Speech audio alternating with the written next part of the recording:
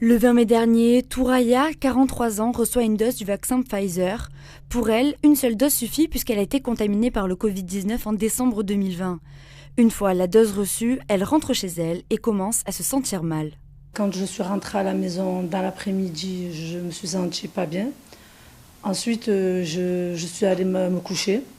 J'ai eu très froid, chaud. J'ai passé la journée et jusqu'au lendemain très fatiguée. Comme on m'avait dit qu'on pouvait avoir des symptômes de fatigue, un peu de fièvre, je pensais que c'était normal. Jusqu'au vendredi après-midi, j'étais toujours vraiment pas bien. J'ai téléphoné au SAMU, au docteur, pour leur dire que je me sentais pas bien. Elle m'a dit que c'était normal de prendre Doliprane. Je suis restée couchée jusqu'au samedi. Le samedi, ça allait toujours pas, mais j'étais de plus en plus fatiguée. J'ai rappelé. Elle m'a dit que c'était normal aussi de prendre Doliprane. C'était le médecin. On m'a passé à chaque fois, c'était le médecin du SAMU. Et j'ai commencé à perdre la mémoire. Je ne me souvenais pas ni que je m'étais levée ou pas levée. Pour moi, je suis restée couchée tous ces jours. Et dimanche, j'étais seule à la maison. Moi, je n'ai pas le souvenir. J'ai appelé une cousine, j'ai appelé ma fille pour leur dire que ça n'allait pas du tout. Ma fille est arrivée en même temps que les pompiers. J'ai dit aux pompiers que j'avais très mal à la tête, que j'arrivais plus à me lever.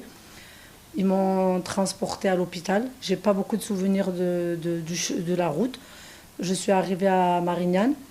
J'ai fait une crise d'épilepsie à Marignane. On m'a fait un scanner. Ils ont trouvé que j'avais une thrombose. Ensuite, j'ai passé toute la nuit à Marignane en attendant d'avoir une place à Clerval.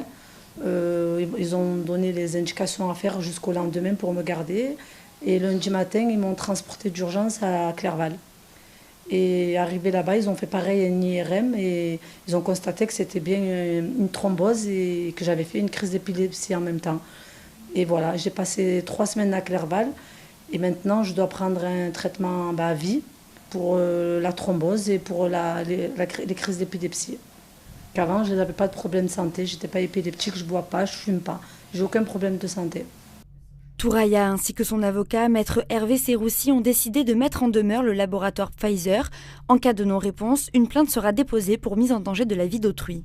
Il ne faut pas laisser ceux qui ont des problèmes à cause du vaccin de côté. Il faut que tout le monde soit concerné, comprendre ce qui s'est passé, que Pfizer, si effectivement un problème est relevé, prenne en charge ses responsabilités, mette en place cette expertise, détermine les causes, détermine les effets, détermine les séquelles, les évalue et l'indemnise. C'est à minima ce qu'on est en droit d'attendre de la part d'une société comme Pfizer. Aujourd'hui, voilà, c'est le début de cette procédure. On attend un retour de la part de Pfizer. Si ce retour se fait dans de bonnes conditions, on restera sur un stade amiable. Dans le cas contraire, on a mis en demande Pfizer sous quinzaine d'organiser cet examen médical, faute de quoi nous saisirons le tribunal compétent afin de défendre les intérêts de ma cliente.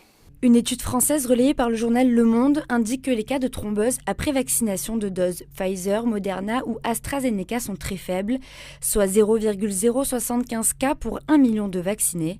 Les bénéfices de la vaccination l'emportent donc de loin sur le risque d'effets indésirables graves.